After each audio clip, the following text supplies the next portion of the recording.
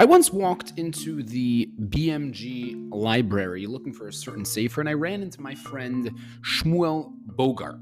And after schmoozing for a few minutes, I asked him for a vart from his illustrious grandfather, Rabbi Bressler, who's the Rosh Yeshiva of the Scranton Yeshiva, and he told me the following fantastic vart.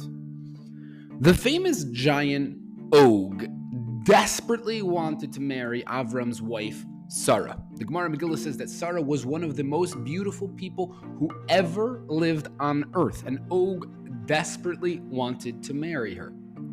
The pasuk Yud Aleph Yud Gimel, Yud Daled Yud Gimel, says Vayavo Apalit Vayagid LaAvram HaIvri. Og hears that Avram's nephew Lot was captured, and he decided, here's my chance. He ran with glee to tell Avram that Lot was captured by the mighty kings of those days, and Og thought that Avram would run off to save his nephew, get killed in the process, and Sara would finally be his. We all know the story. Avram did not get killed, and he successfully extracted Lot from his captives, and Og's whole plan was foiled. So let's take a step back for a second. What in the world was Og thinking with this plan? How crazy did he think Avraham was that he would inject himself into an international war consisting of some of the mightiest, most brutal nations in human history?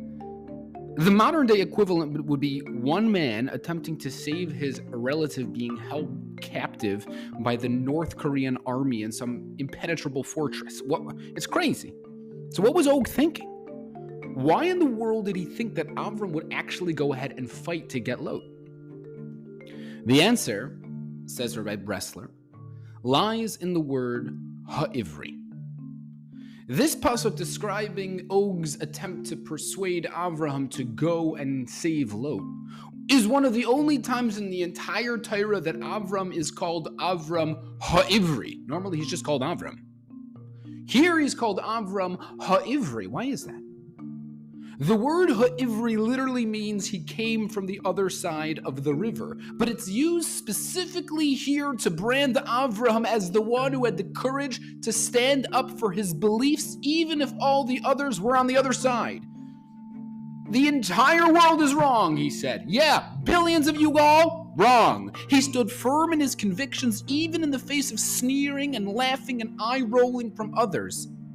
He believed in it so deeply that no amount of ridicule and scorn could make him change his mind. That was Avram. He discovered monotheism in a world of polytheism and was mocked and laughed at the world over.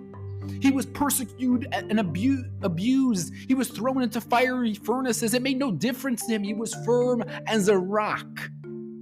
Og knew this about Avraham. Og liked this trait very much in Avraham.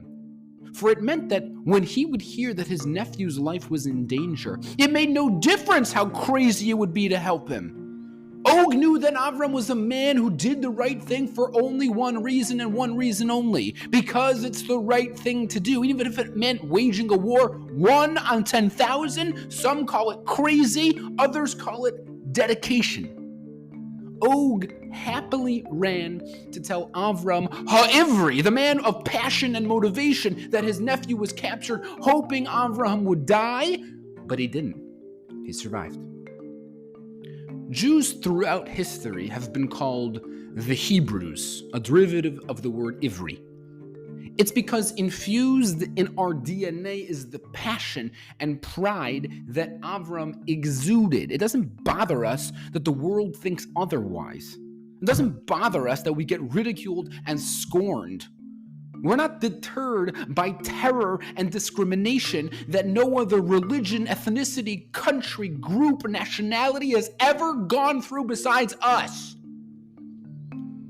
Every now and then, there's some form of calamity, catastrophe, tsunami, earthquake, bombing, etc., and the whole world will send its humanitarian aid, and prime ministers will show up, and the Red Cross will come, and the UN will come, and the Jews also send a delegation. We send Zaka. It's there to help. It's there to bury the dead.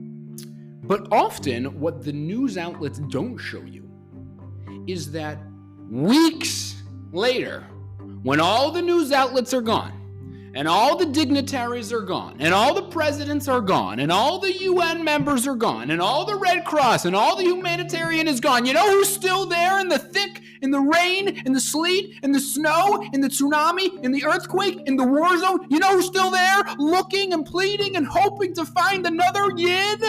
Zaka! It doesn't make any sense. But they're still there. Because we have roots of pride that go back thousands of years.